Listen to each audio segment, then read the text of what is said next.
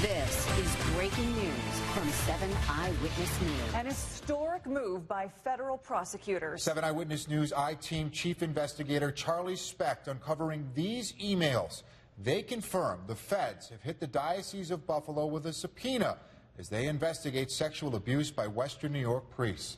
Good evening, everyone. A source confirming to the I-Team that the subpoena served to the Diocese of Buffalo was related to pornography, taking victims across state lines, and the use of cell phones and social media. This marks the first time the feds have ever investigated the Catholic Church, with most investigations previously being handled by state and local authorities. At least 7 Pennsylvania dioceses have also been subpoenaed. Now, the feds actually subpoenaed the Diocese of Buffalo months ago, but that wasn't public knowledge until today. In a statement, the diocese says it's heard nothing from prosecutors since early June. You may remember last month, the state attorney general issued a civil subpoena to the diocese. Meantime, the Erie County DA's office says it's assisting the state AG, but will not be convening a separate grand jury. Also tonight, from our I-Team, multiple victims come forward, accusing the president of the Diocese seminary of sexual misconduct. That man, Father Joe Gatto, is currently on administrative leave. As Chief Investigator Charlie Specht explains, some say the seminary that Father Gatto led is where the seeds of the sexual abuse crisis in the diocese were planted. You go to people in times when you're vulnerable, when you're in times of trouble. It was 20 years ago when Marty Logan first went to Father Joe Gatto after suffering from bouts of anxiety. The charismatic young priest would help him talk through his problems. But Logan found it odd when Father Gatto invited him to a house in Springville that Gatto owned with another priest. Gatto told him he had just purchased a new telescope. Do you want to help me put together? It was just odd. Logan declined the offer, but says Gatto made him feel bad about saying no. I think maybe at that time he's like, hey, do you want to go see a movie? And I was probably feeling bad because I said no to the other thing, because he really took it personal. It was in the movie theater where Logan says the friendship took an unexpected turn. He leaned over, grabbed, and was in a very provocative way, grabbed my knee. And at that point, I was just totally turned off. It's not something I was looking for. After that, you know, when I rejected him, you know, he would start calling me, and I wasn't returning his calls. I cut off communication. At that point, he was leaving voicemails, and it was almost like if you broke up with a girlfriend or whatnot. Earlier this month, Logan filed an official complaint with the Diocese of Buffalo, which suspended Gatto. The priest told 7 Eyewitness News he was taking a medical leave that had nothing to do with sexual misconduct. Gatto last month told the Buffalo News, "I have never broken my promises as a celibate priest, ever." And the diocese this week released a statement saying Gatto vehemently denies Logan's allegations. Gatto for many years ran the diocese's largest parish until Bishop Malone, citing his very fine reputation, tapped him 4 years ago for an even higher position, president and rector of Christ the King Seminary. Documents obtained by the I-Team show Gatto and Malone have both been involved in dealing with accused priests. In one 2012 memo that refers to another accused priest,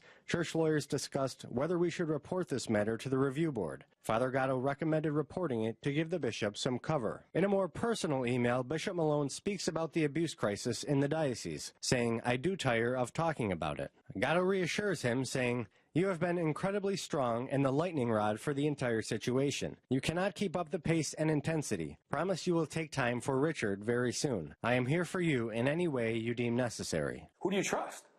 Who do you trust? Gene Walczak's experience with Father Gatto almost destroyed his faith. It was the 1980s, and Gatto was filling in at Queen of Heaven Parish in West Seneca, where Walczak would come to church early to pray. 2 Sundays in a row it happened, and then the third Sunday he came up to me and said, "I noticed you're here early." I'm like, "Yeah, I'm having a rough time in my life." And I was like, "Okay, well, I tell you what, let's get together. Give me a call, and we'll get together." I'm like, "Great." You know, I mean, how could you go wrong as a priest, right? You're looking for help. You're looking for somebody to guide you. Again, the house in Springville came into play. Gatto had a woodchuck on his property, and Walczak's father owned a gun. Walczak offered to loan him the hunting rifle and said he and Gatto went to a local pizzeria before stopping at Walmart. And we're walking out of Walmart, and we're walking down the main aisle. All of a sudden, his hand hits my crotch. And I stopped, and I'm like, no, that really didn't happen, you know? So I kept on walking, and his hand hit my crotch again. Walczak says there was no mistaking Gatto's intentions. He looked at me and gave me like a smirk, like, you know? It was hard for him to process what had just happened, so Walczak drove Gatto back to the priest's house. So the reason I really went back and went inside was because he was a priest. The priests and the police officers, no matter what, whatever they say, you do.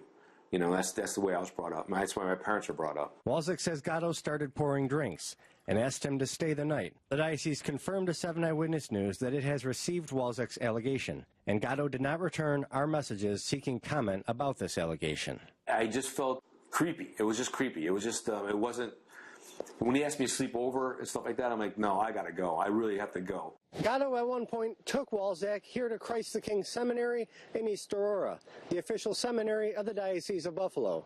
Some think the seeds of the sexual abuse crisis were planted here, where seminarians and faculty describe a sexual culture that has thrived for decades and continued under Gatto, whom Bishop Malone named as president of the seminary 4 years ago. When Father Gatto became the rector of Christ the King Seminary, the hypocrisy of that was part of the motivation for me to leave active priestly ministry. Jim Faluzak is a former priest in Erie, PA, who spends much of his time advocating for victims of sexual abuse. In the mid-90s, Gatto was his formation director at Christ the King Seminary, where men from the Diocese of Erie and the Diocese of Buffalo would study to become priests. Much of the following account is based on sworn testimony Faluzak gave under oath during the recent grand jury investigation of clergy sexual abuse in Pennsylvania. So he was in an official capacity supervising me and deciding 1 year to the next whether I would advance to the next year and ultimately get ordained. Faluzak confided in Gatto that he was gay. So when a fellow seminarian had questions about his own sexuality, Faluzak recommended the seminarian speak with Gatto. I was horrified when my friend came back to me and says, well, I told him. I said, how did it go? He said, he proceeded to tell me that they had had sex together in Father Gatto's room, in the dormitory, in the chaplain's quarters of the dorm at Christ the King.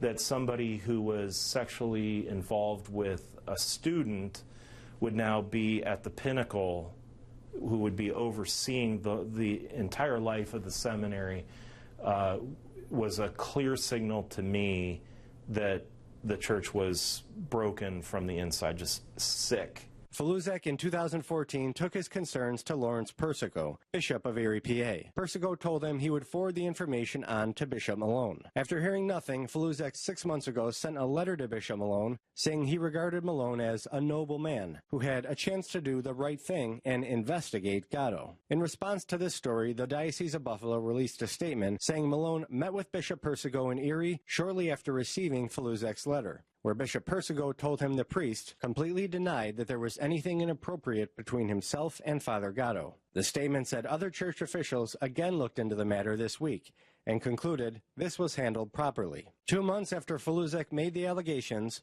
Malone provided Gatto a prominent place at the ordination of the diocese's 4 new priests. Gatto, accused of preying on seminarians, was allowed to bless them in front of Buffalo's bishop. Also with us this evening, Father Joe Gatto. He is the president and rector of Christ the King Seminary in East Aurora. Gatto was also front and center at a Catholic roundtable hosted by 7 Eyewitness News in May, where the diocese was allowed to choose 1 priest to be on the panel and settled on Father Gatto. We feel the anger, we feel the anguish. We believe that what the bishop is trying to do to bring this forward to correct it. These men that are preparing now to be prayerful, celibate, obedient priests are doing it in a way that even when I was in the seminary, I never had a chance to do.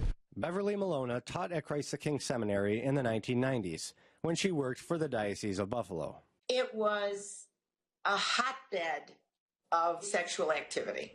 I'd walk in and the hair would stand up on my neck. She recalls seminarians coming to her office in the chancery to tell them how they were being targeted by other priests who were supposed to be helping them, but instead were hitting on them. Another friend of mine, her son came to me. He said, I don't want to go to Christ the King. I hear there's, a lot of sexual activity. She says Buffalo's bishop told the man if he wanted to be a priest in Buffalo, he had to attend Christ the King. He was accosted by a faculty member who tried to touch him. He reported it to the bishop. He was targeted as someone who reported their little secrets. And I can repeat this story over and over and over again.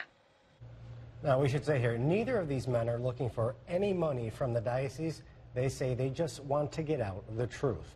There are now, if you're counting, more than 100 priests in the Diocese of Buffalo accused of some form of sexual misconduct, and some of their victims tomorrow plan to hold a press conference to talk about this seminary issue. Just tremendous reporting once again tonight, Charlie. Thank you so much. Fine work. Thank you, Charlie. We're going to take a quick